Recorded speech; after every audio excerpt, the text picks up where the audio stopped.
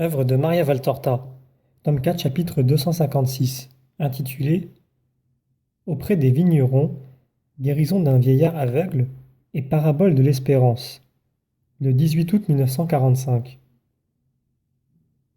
Quelques vignerons qui passent par le verger, chargés de paniers d'un raisin blond comme s'il était fait avec de l'ambre, ont aperçu les apôtres et viennent les interroger.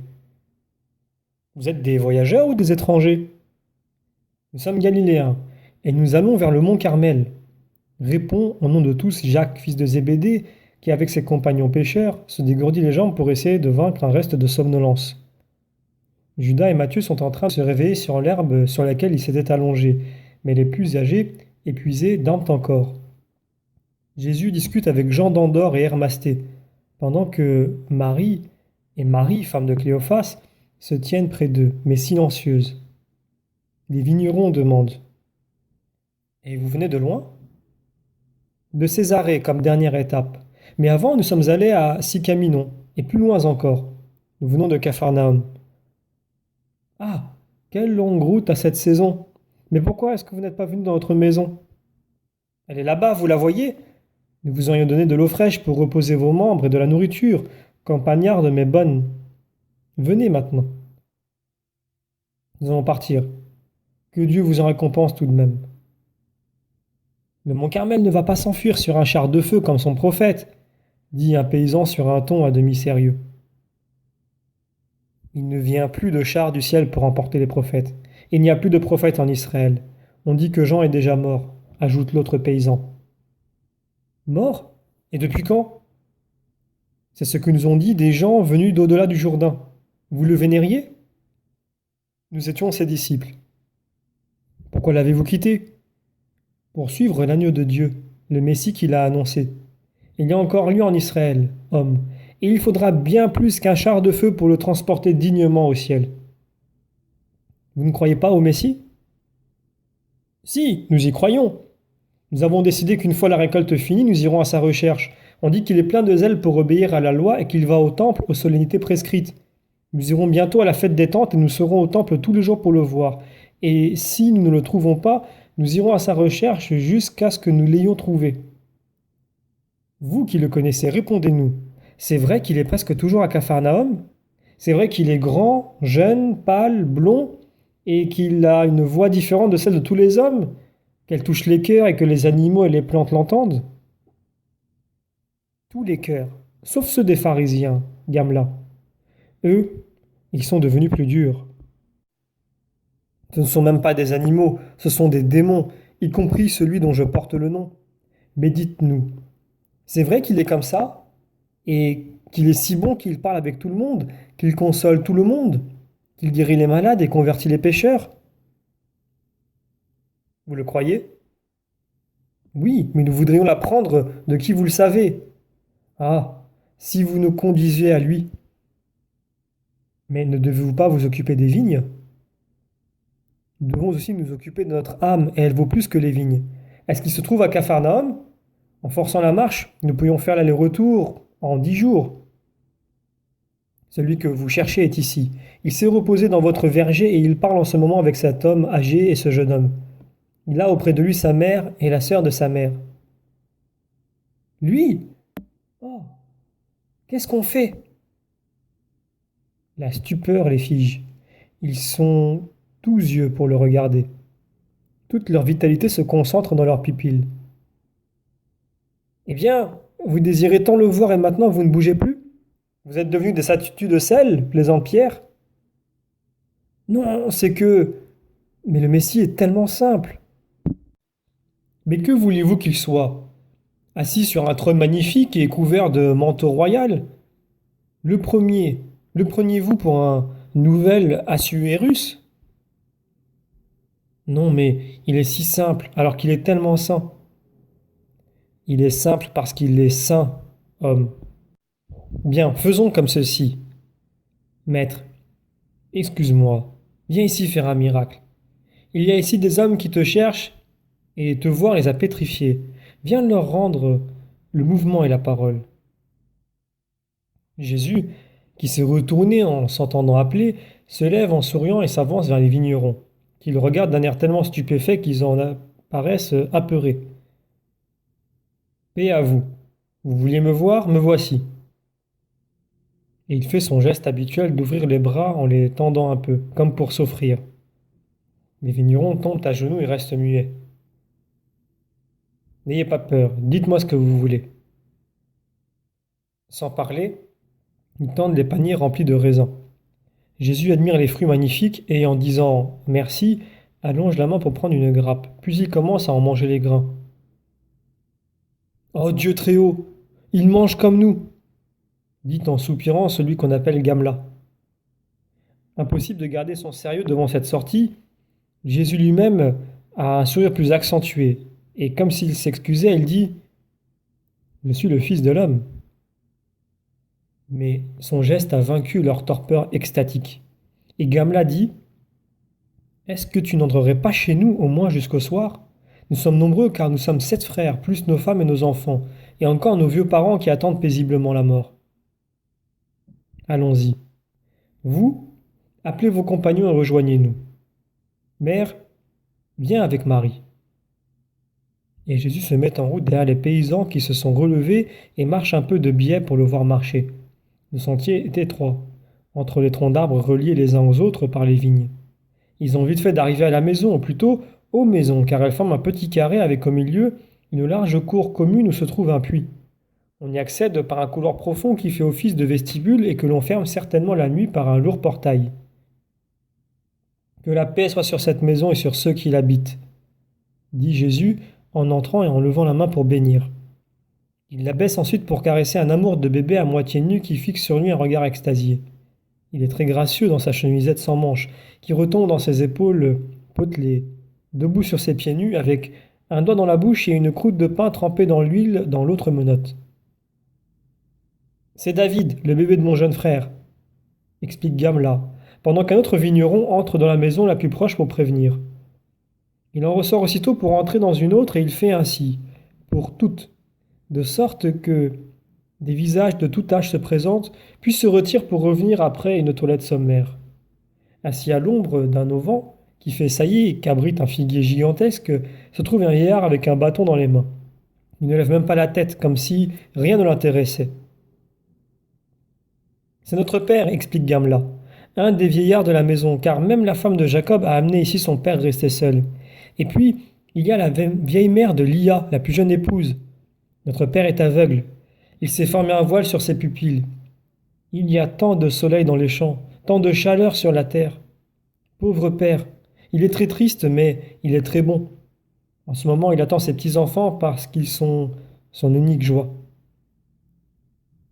Jésus se dirige vers le vieillard. Que Dieu te bénisse, Père. Qui que tu sois, que Dieu te rende ta bénédiction, répond le vieillard en levant la tête en direction de la voix. Ton sort est pénible, n'est-ce pas? Demande doucement Jésus tout en faisant signe de ne pas lire, de ne pas dire qui est celui qui parle. Il vient de Dieu, après beaucoup de bienfaits qu'il m'a accordés durant ma longue vie. Comme j'ai reçu les bienfaits de Dieu, je dois accepter aussi le malheur de ma vie. Il n'est pas éternel, enfin. Il finira sur le sein d'Abraham. Tu as raison, ce serait pire si ton âme était aveugle. J'ai cherché à lui garder toujours la vue. Comment as-tu fait? Tu es jeune, toi qui me parles, ta voix me le montre. Tu ne seras pas comme ces jeunes d'aujourd'hui qui sont tous aveugles parce qu'ils sont sans religion, hein?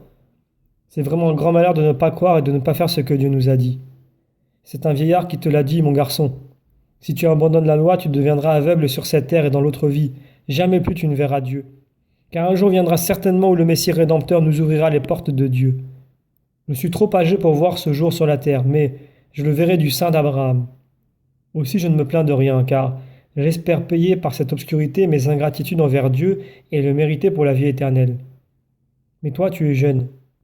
Sois fidèle, mon fils, pour que tu puisses voir le Messie, car le temps est proche. Jean-Baptiste l'a dit, tu le verras. Mais si ton âme est aveugle, tu seras comme ceux dont parle Isaïe. Tu auras des yeux et tu ne verras pas. Tu voudrais le voir, Père? Demande Jésus en posant une main sur la tête blanche. Je voudrais le voir, oui. Je préfère pourtant m'en aller sans le voir, au lieu de le voir moi et que mes enfants ne le reconnaissent pas. Moi j'ai encore l'ancienne foi et elle me suffit.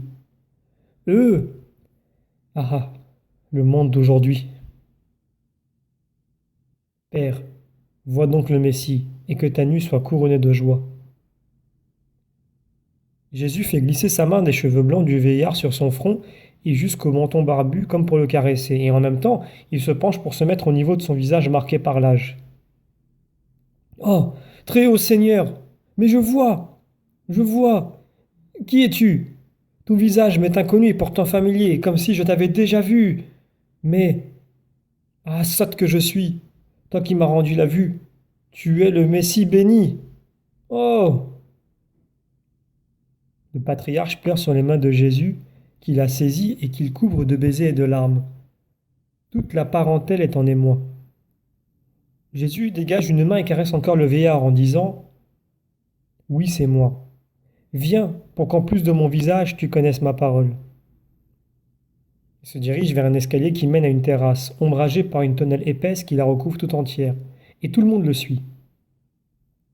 J'avais promis de parler de l'espérance à mes disciples et d'expliquer une parabole. La parabole, la voilà. Ce vieux juif. C'est le Père des cieux qui m'en donne le sujet pour vous enseigner à vous tous la grande vertu qui, comme les bras d'un joug, soutient la foi et la charité. Joug plein de douceur, gibet de l'humanité comme le bras transversal de la croix, trône du salut comme appui du serpent salutaire élevé dans le désert. Gibet de l'humanité, pont de l'âme pour qu'elle libère son vol dans la lumière. Elle se situe entre l'indispensable foi et la très parfaite charité, parce que sans l'espérance, il ne peut y avoir de foi, et sans l'espérance, la charité meurt. La foi présuppose une espérance pleine de certitude. Comment croire que nous pouvons arriver à Dieu si nous n'espérons pas en sa bonté? Comment trouver un appui dans la vie si on n'espère pas en une éternité? Comment pouvoir persévérer dans la justice si on n'est pas animé par l'espérance que chacune de nos bonnes actions est vue par Dieu et qu'il nous en donnera la récompense?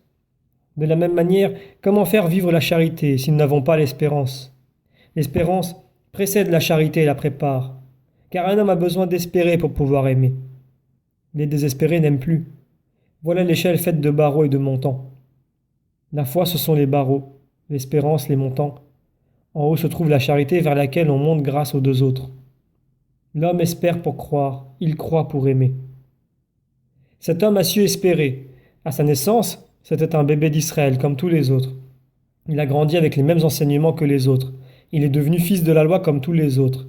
Il est devenu homme, époux, père, vieillard, en espérant toujours dans les promesses faites aux patriarches et répétées par les prophètes. Dans sa vieillesse, l'ombre est descendue sur ses pupilles, mais pas dans son cœur. L'espérance est toujours restée allumée en lui. L'espérance de voir Dieu dans l'autre vie. Et dans l'espérance de cette vie éternelle, une espérance plus intime et plus chère, voir le Messie. Et il m'a dit, sans savoir qui était le jeune homme qui lui parlait: Si tu abandonnes la loi, tu seras aveugle sur la terre et au ciel. Tu ne verras pas Dieu et tu ne reconnaîtras pas le Messie. Il a parlé en sage. Aujourd'hui, trop de monde est aveugle en Israël. Les gens n'ont plus d'espérance parce que la révolte contre la loi l'a tué en eux. C'est toujours une révolte, même si elle se cache sous des ornements sacrés, si elle n'est pas acceptation intégrale de la parole de Dieu. Je dis bien de Dieu. Je ne parle pas des superstructures qui ont été mises par l'homme et qui, parce qu'elles sont trop nombreuses et toutes humaines, se voient négligées par ceux-là même qui les ont établies et suivies par les autres machinalement, par force, avec lassitude, stérilement. Ils n'ont plus d'espérance mais se moquent des vérités éternelles. Ils n'ont plus de foi ni de charité. Le joug de Dieu donné à l'homme pour qu'il s'en fasse obéissance et mérite, la croix céleste que Dieu a donnée à l'homme pour conjurer les serpents du mal et en tirer le salut, a perdu son bras transversal, celui qui soutenait la flamme blanche et la flamme rouge, la foi et la charité. Et les ténèbres sont descendues dans leur cœur. Le vieillard m'a déclaré: C'est un grand malheur de ne pas croire et de ne pas accomplir ce que Dieu nous a dit. C'est vrai, je vous le confirme. C'est pire que la cécité matérielle que l'on peut encore guérir pour donner à un juste la joie de revoir le soleil, les prés, les fruits de la terre, les visages de ses enfants et petits-enfants, et par-dessus tout, ce qui était l'espérance de son espérance, voir le Messie du Seigneur. Je voudrais qu'une pareille vertu soit vivante dans l'âme d'Israël, tout entier, et particulièrement chez les personnes les plus versées dans la loi. Il ne suffit pas d'être allé au temple ou d'avoir appartenu au temple. Il ne suffit pas de savoir par cœur les paroles du livre. Il faut savoir en faire la vie de notre vie grâce aux trois vertus divines. Vous en avez un exemple. Là où elles sont vivantes, tout est facile à supporter, même le malheur. Car le joug de Dieu est toujours un joug léger, qui pèse seulement sur la chair, mais n'abat pas l'esprit. Allez en paix, vous qui vivez dans cette maison de bons juifs. Va en paix, vieux père. Tu as la certitude que Dieu t'aime. Termine ta journée de juste en déposant ta sagesse dans le cœur des petits de ton sang. Je ne puis rester, mais ma bénédiction demeure dans ces murs, riches de grâce comme les grappes de cette vigne. Jésus voudrait s'en aller, mais il doit rester, tant pour connaître cette tribu de tous les âges que pour recevoir tout ce qu'on veut lui donner, jusqu'à rendre les sacs de voyage bedonnants comme des outres. Puis il peut reprendre la route par un raccourci entre les vignes que lui indiquent les vignerons, qui ne le quittent que sur la route principale, déjà en vue d'un village où Jésus et ses disciples pourront passer la nuit.